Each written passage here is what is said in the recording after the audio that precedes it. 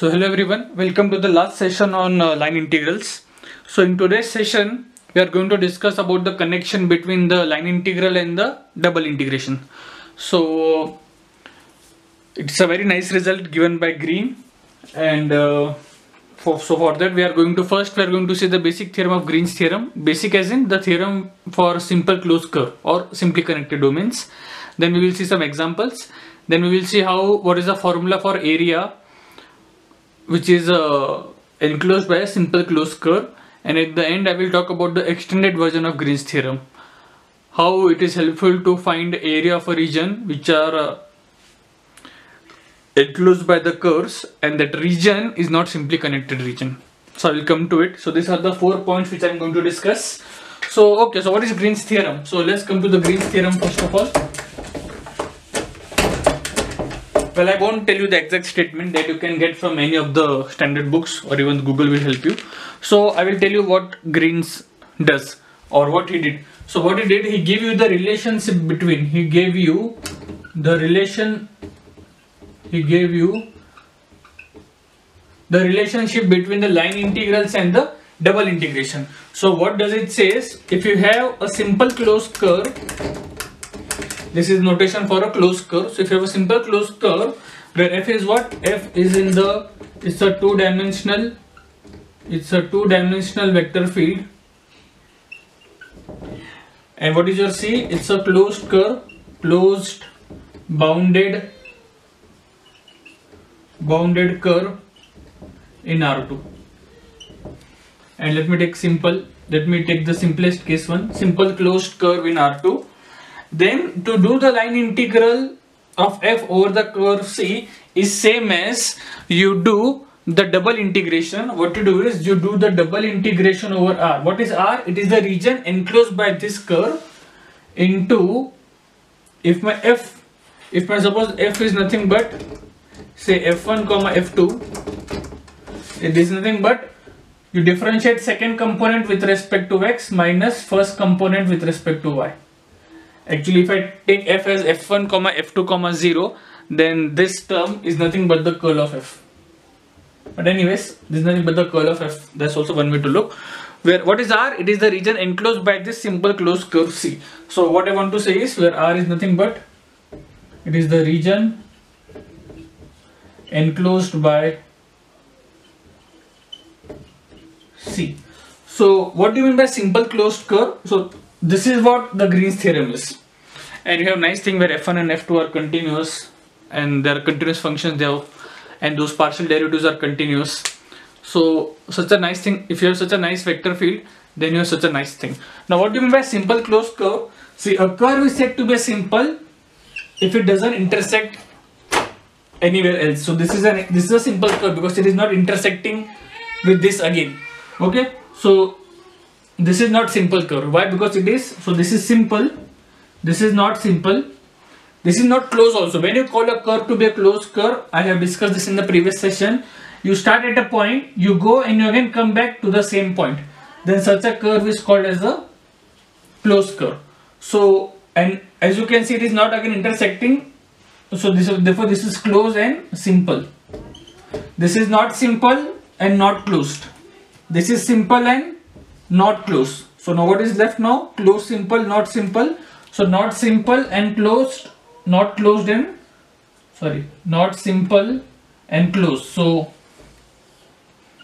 this is closed curve because its starting and end points are meeting, but it's not a simple curve. Why? Because it is cutting at any other point as well. So simple curve means it should not cut at any other point. Closed curve means it should cut only at the starting, at the ending point.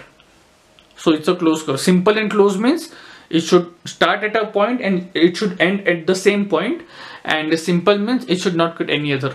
So these are the things. So simple, but this is not closed because starting point and end point are not same. This is not simple because it is cutting at one more point. Not closed because the starting point and end point are not met. This is closed because starting and end point are met. It is simple because it is not cutting at any other point. This is not simple because it is cutting at some other point. Closed because starting and end point are met. So I hope the notion of simple closed curve is clear. So if you have a simple closed curve, So if you have, so suppose if you have some region, so this is my closed curve, this is some closed curve C, and you have a vector field. F is what? F is my some vector field.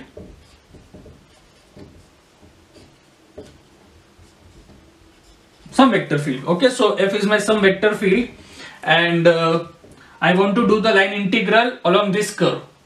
This is the orientation, and I want to do the line integral along this curve. Then this is same as you do integration, you do this subtraction. What is my region R? It is this region. Let me draw this again. So this is the region. So since it's a simple close, definitely there will be some interior part. So this is nothing but that region R. So this is the region R, and you have that vector field.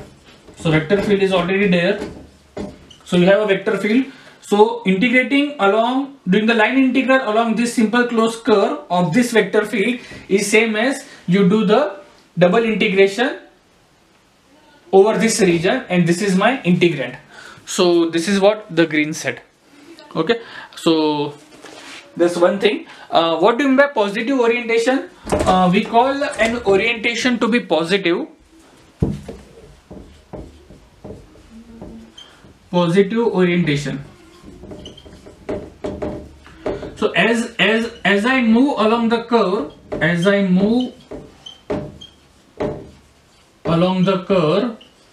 the region should be on my left side. Should be on the left side. If such a thing is happening, then I will say that the region is a closed curve. So, if such a thing is happening, then we say that the orientation is positive. And if it is on the right side, we say it's a negative orientation. So that's all about the Green's theorem. So it's a very important theorem. Many times, let's take an example directly. So suppose if you have some vector field, so y comma x is my vector field, and suppose I want to find this line integral. It's going from 0 to 1.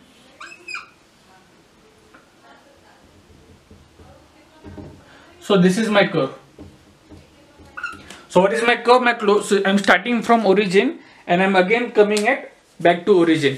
And as you can see, it's a closed curve because it is simple closed curve. So now this is my C1, this is my C2, this is my C3, this is my C4. Okay, so now if I want to do the line integral, what I have to do? I have to parameterize this curve first, then you do the whole thing, then you parameterize this, then you solve line integral, you parameterize C3 curve, then you do the line integral, you parameterize C4, then you find the line integral. Ultimately you add up everything and you get some answer. So that's a very tedious and long method. Whereas if you go by Green's theorem, so what is deba f2 by deba x minus deba f1 by deba y? So this with respect to x1 minus 1 is 0. So what does the Green's theorem says? Green's theorem says integral of f dot dr is double integration of 0 dA. What is this? This is the region R. What is my region R? This square. So this is nothing but my x is going from 0 to 1, my y is going from 0 to 1, 0 times dy dx, and therefore the answer is 0. So as you can see, our job becomes very simple.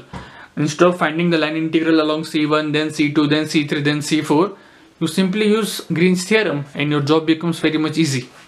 So that's how Green's theorem is helpful whenever you have a simple closed curve. That was one example. Suppose if I take another example, let's take the previous example, the example which we took in the previous session. This is y equal to x and this is y equal to x square. This is C1 and C2. So this is a simple closed curve. It is going till here and again coming back. So it's a simple closed curve. So doing the line, so what is my C? My C is nothing but C1 union C2. And f is some vector field. Suppose say xy comma x square. So this is some vector field I am having and I want to do the line integral along this curve. So since it's a simple closed curve, integral of f dot dr is nothing but double integration. This is 0, 1. This with respect to x minus this with respect to y into, suppose if I choose dy dx as the order of integration. So what is the limit of x? X is going from 0 to 1. How do you find the limits of y? You draw the line parallel to y-axis. You see at which point it enters the domain and at which point it leaves the domain. So y is starting from x square and y is leaving at x. So this is nothing but 2x minus x, which is nothing but x, and this is a very simple integration. So you solve this integration, you get the answer. Whereas if you want to go by line integral, we saw that we have to evaluate along C1, then we have to evaluate along C2, then we have to add them up, and that's what we get the answer.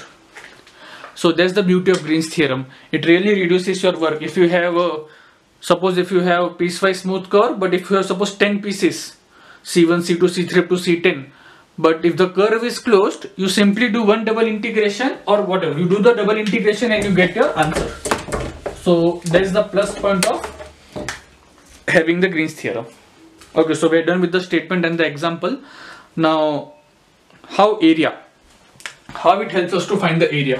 So if I want to find, if R is some region, if R is this region and I want to find the area of R, I know that in the double integration, if I take function to be 1, then what I get the area of the region. If I take function to be 1, I get area of the region R. So what I will do, if this is difficult, if the region is something like this, whose limits are difficult to find, but if I know the curve C, if I know the parameterization of the curve C, then I can use line integration to find the area. See, so how do we do that? If I take vector field to be 0, x. If I take this as my vector field and my curve is a closed curve, then what is the line integral? F dot dr is nothing but double integration over R, this with respect to x minus this with respect to y. So only one will remain, into dA. So suppose if I want to find area of some region R, and if I want to find area of some region R, and I don't know the limits of x and y, but I know the curve C. So I can parameterize that curve C. So you parameterize that curve C and you take this as your vector field. So if you do this line integral, what you get nothing but the area of the region R. So that's how, if you know the curve, then you can use line integral to find the area enclosed by that curve. Even if you don't like this one, suppose if this is making integration very bad, you take this as your vector field. Then in this case also, double integration R, this with respect to x, which is 0, minus this with respect to y. So again I get 1 times dA. So this is one more formula. Depend on which line integral is coming out to be easy, you can take any one of the vector field.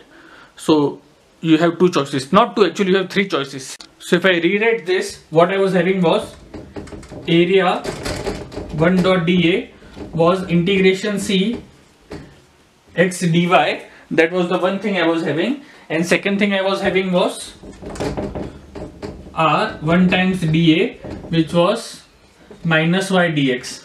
So this was the first one was the vector when I was having the vector field as 0, x, and the second one when I was having the vector field minus y, 0. Now if I add them, a plus a is nothing but 2a integral over C x dy minus y dx. So a is nothing but 1 by 2 integration C x dy minus y dx. So these are the three formulas which you can use to find the area of the region enclosed by a simple closed curve. So depending upon which integration is coming out to be easy, we use this formula. So you take a vector field, either 0, x or minus y, 0, or you take this formula. All this will give you the area of the closed region. So that's how Green's theorem helps us to find the area as well. Okay, now the last thing is extended Green's theorem. Now what does this theorem says? Suppose if you have a curve which is not a simply connected domain. Suppose if you have, this is my curve C1 and this is my C2 and this is my region. So see, both C1 and C2 are positively oriented, because as I am walking through this path, my region, as I am walking like this, the region is on the left side, and as I am walking like this, my region is on the left side. So both C1 and C2 are positively oriented.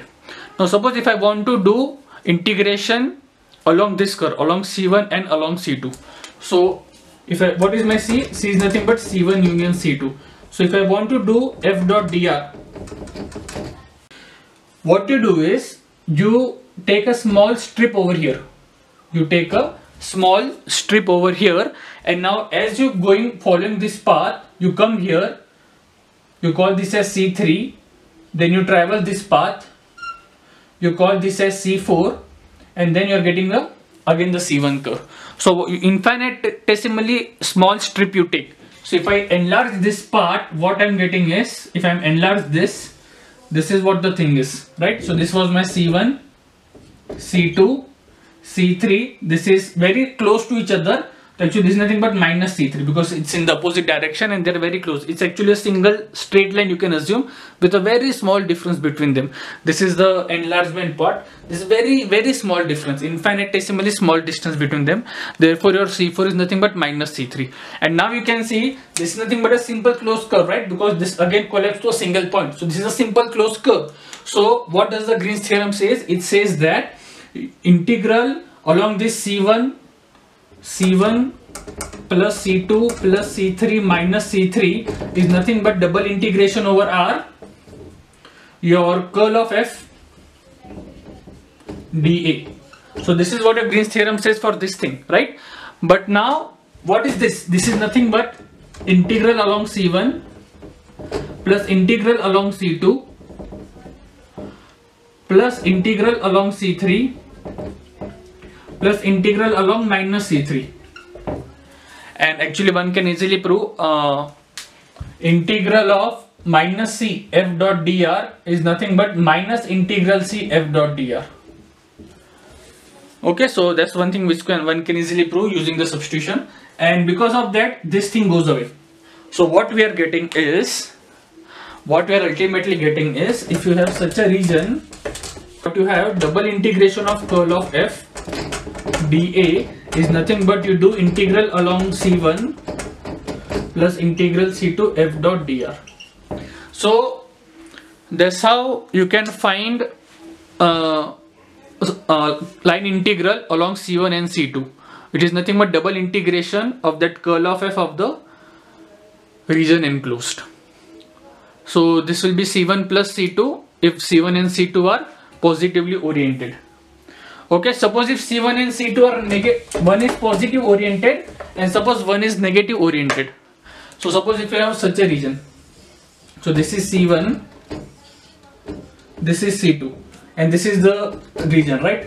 Now C1 is positively oriented because as I am traveling, my region is on the left side. C2 is negatively oriented because as I am traveling along C2, my region is not on the left side, the region is on the right side. So therefore C1 is positively oriented, C2 is negatively oriented. So again the same thing, we take this infinitesimally small strip so that the region becomes simply connected, and as soon as it becomes simply connected, what I have integral along C1 plus C2 f dot dr is nothing but double integration over R curl of f dA. But now this is nothing but integral of C1 f dot dr minus integration C2 f dot dr.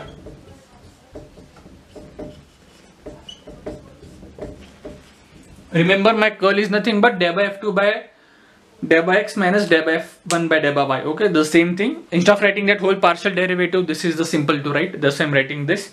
So that's what the difference you will see. If this was positively oriented because the region was on the left, this was negatively oriented because the region was on the right. So therefore this minus this, if I do, I get this region. So that's how the Green's theorem says. Okay, and just to conclude, if you have something like this, just to conclude, if you have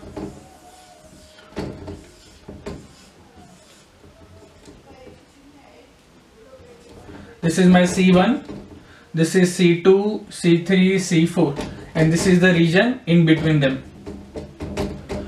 So what is the line integral?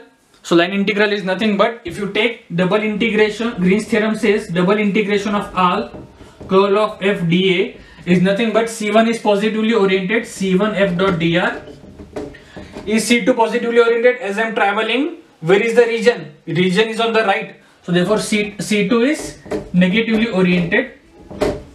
What about C3? As you are traveling along C3, the region is again on the right, so C3 is also negatively oriented. And what about C4? As you are traveling along C4, the region is on the left, so therefore C4 is positively oriented. So plus integration C4 f dot dr. So that's what the extended version of Green's theorem says.